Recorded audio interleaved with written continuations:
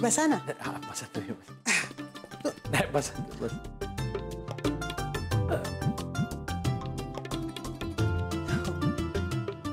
तुमची हरकत नसेल तर मी एक गोष्ट सांगू का? माझी हरकत कधीच नसते, सांगा ना. म्हणजे तुम्ही लता मॅडमच्या पण त्यांच्याहून मोठ्या वाटत नाही हो. काहीतरीच काय. खरंच सांगतो. नाही म्हणजे तसं खोटं नाही आहे ते. मी तिच्यापेक्षा फार तर 1.5 वर्षांनी मोठी असेल मी.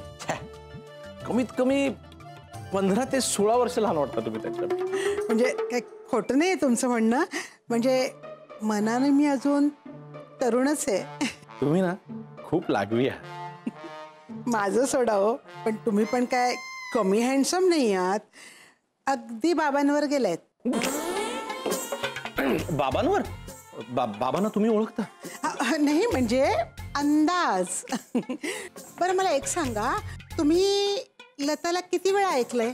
काय सांग, त्यांचं गाणं सुरू झालं की थांबावंसंच वाटतं. हो, एकदा सुरू झाली ना की थांबतच नाही होती. पण ना आम्ही एवढं लता मॅडमचं गाणं ऐकलंय, तुमचं कधी नाही हो ऐकलं. थोडस एक आज छान वाटेल म्हणजे प्लीज एकदा तुमच्या समोर. ठीक आहे, आता तुम्ही एवढा आग्रहच करता तर नंतर गातील. हो ना. काय आता महत्वाचं काय, तुम्ही आलाच आहात ना, सुपारी फोडून घेऊया. आज तुम्ही जे काय म्हणाल ना सगळं ओके. हो, एवढी मोठी हस्ती समोर बसलेली आहे, यांनी लता मॅडमना गाणं शिकवलंय यार. गाणं यांनी जाऊ दे हो, ते काही महत्वाचं नाही आता. हा बाईसाहेब, तुमच्या शिष्या रियाज चालू ना त्यांचा? हो तर मॅडम आत आहेत? तब्येत बरी आहे ना? थोडा मला खोकला आता बरं आहे. पण नाही हो, मी त्यांचं विचारतोय. ती बाळदादांबद्दल बोलतायत. काय झालं, बाळदादांची तब्येत अचानक बिघडली. त्यात लताची फार धावपळ झाली हो. काल रात्री उशिरा घरी आली, सकाळी दूध नसलं म्हणून दूध आणायला गेली. कोण? लता मॅडम? हो, लता दूध आणायला? हो, घरची सगळी कामं तीच करते. बाजार हाट पण तीच करते. बरं, भाजीवाल्यावर भाव पण तीच करते. बरं, 1 रुपया जास्त देणार नाही, बरोबर भाव करून देते. त्रास होत असेल ना पण. आता काय त्रास हा होणारच. संसार आहे म्हटल्यानंतर थोडासा त्रास सहन करावा लागतो. नाही पण आमच्या लताला फार त्रास होत नाहीये, कारण जाम फटकळ आहे ती बाई. काय मी इतका भारावलेलो आहे आणि मी त्यांचा आदर करतो. तुम्ही तुमच्या बरोबर त्या राहतात म्हणून काहीही बोलाल का? नीट बोला, मला असं आवडणार नाही तुम्ही हे जे बोलताय ते. अगदी बरोबर बोललात तुम्ही. चंद्या दादा, तू नीट बोल ना जरा. नेहमीच असं सगळ्यांना घालून पडून बोलत असतोस. पण ती लता मला घालून पडून बोलते तेव्हा. हे बघा परत तेच. हे बघा, मला तुम्ही ना त्यांचा असा एकेरी उल्लेख केलेला आवडणार नाही. लता मॅडम म्हणा आधी. पण मी का तिला मॅडम म्हणू? म्हणणार रे दादा, तुला कुठं आयुष्यभर मॅडम म्हणायचंय त्यांना. तुम्हाला सांगतो अहो, सकाळी सुद्धा एवढा गोंधळ झाला ना, अहो कुत्राच लागला मॅडमच्या मागे. पळत पळत घरात आल्या हो बिचारा. अगदी हो लता मॅडम पळत.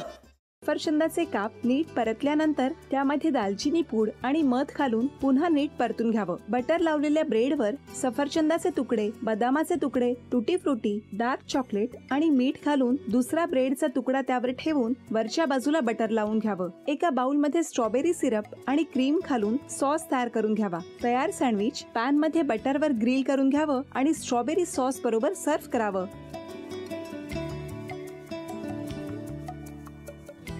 हे जेव्हा बोलत होते तेव्हा मी बघत होतो की या दोघांनी स्वतःचा संसार उभा केलाच, पण स्वतःच्या संसाराबरोबर अनेकांच्या आयुष्यात आनंद निर्माण केला. तो आनंद महत्त्वाचा. हसत राहा, आनंदी राहा असं म्हणत शुभेच्छा देऊया. आणि ही झी मराठीकडून भेटवस्तू डेव्हिड तुमच्यासाठी. अभिनंदन.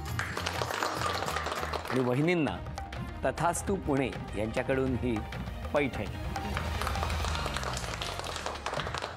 अभिनंदन.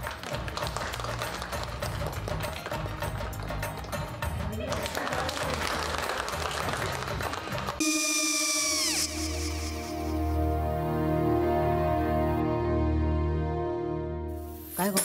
हा काय झालं? काय झालं? काय आले मी निकाल लावून आली. हो पण तिची आईच काय बोलली? तिला वाटलं का सगळ्या निशाने आपल्या चुका कबूल केल्या का? आई मी चांगलं सुनावून आली आहे. हं. त्या तिची बाजू घेत होत्या पण मी लक्ष दिलं नाहीये. खूप झालं आता. चांगुलपणा खूप झाला. मऊ दिसलं ना की कोपऱ्याने खणतात ना माणसं, ते असं. अगो पण आईच म्हणली काय तिची, पटला काय ती का? मला माहिती. आई मी तुम्हाला नंतर फोन करते. हो.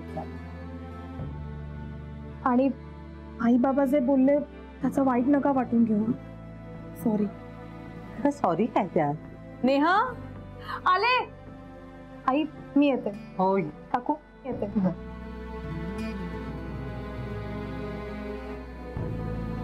सावकाश जाग. हो हो. मग काय काकू, कधी उडवता लग्नाचा बार? बघूया.